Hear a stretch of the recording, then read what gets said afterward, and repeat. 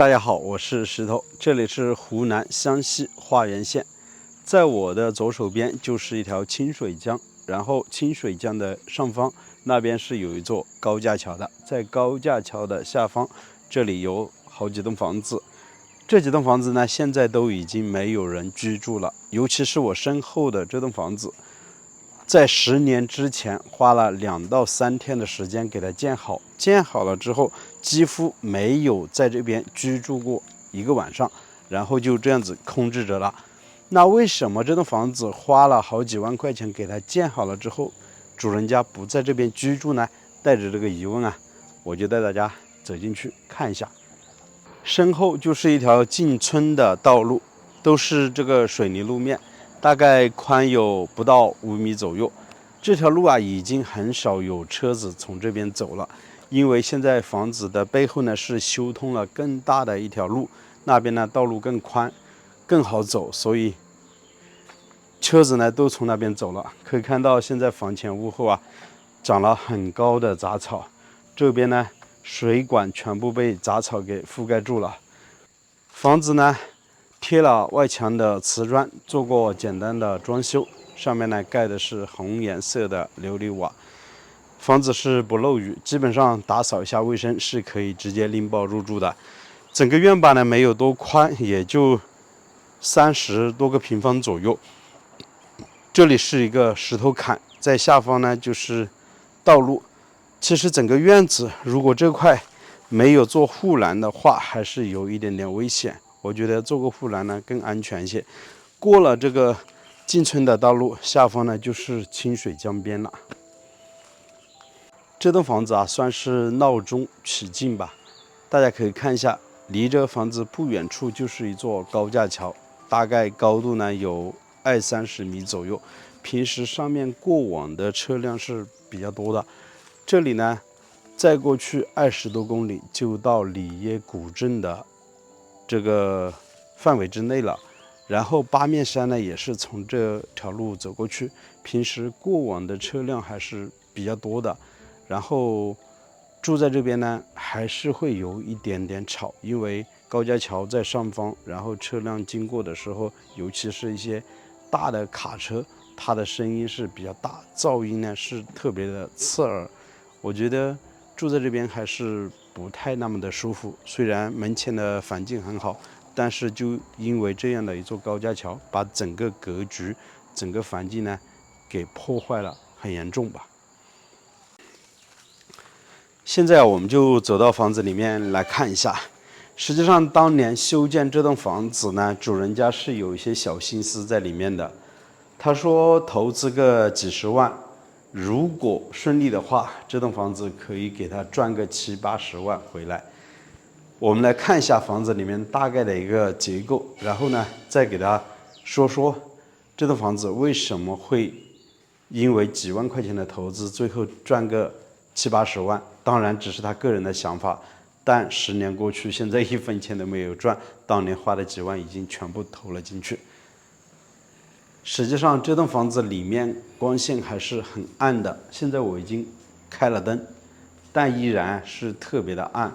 这栋房子的设计是有很大的问题的，大家可以仔细看一下。当我们来到这栋房子之后，我们再结合平时以往我们拍的一些视频所介绍的房子，它的设计风格是截然不同。我们都知道，在农村来建房子，基本上都是3开间为主，中间呢是堂屋，两边都是卧室。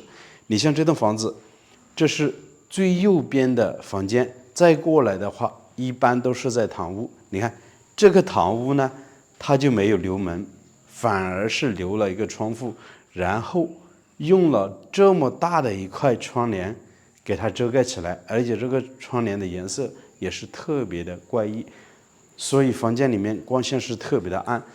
本来就是客厅，再过来呢才是这栋房子的客厅。看大门是安装在这边，所以说古话有句说的是歪门邪道，就是这么得来的。沿着以前的这个建筑风格呢，堂屋大门肯定是在中间的，但是呢它是开在了侧面。从这边进来之后，又是一个这个卧室整个这边的门呢，门对门，然后这样子对开着。这个呢，你说是个卧室，房门留了这么大，没有一点私密的空间。外面呢，作为一个卧室还是可以使用，但是呢，光线也是特别的暗。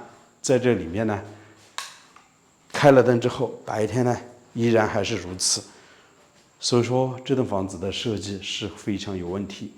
那究竟为什么会有这么一个设计呢？实际上啊，这栋房子也是在2-3天的时间给建好的。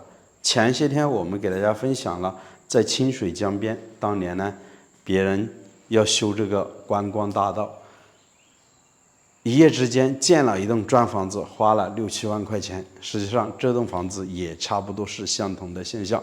这个主人家呢，他也是听说要修这个观光大道了，然后呢，他就在清水江边几天时间建了这么一栋砖房，想着拿着国家的补贴，然后一征收，房子一占用，就会给他补一笔钱。没想到呢，房子建好了10年，这个观光大道依然没有规划，依然没有修，就一直空着在这边。房子修好了之后，基本上没有住过1天的时间，就这样子闲置了。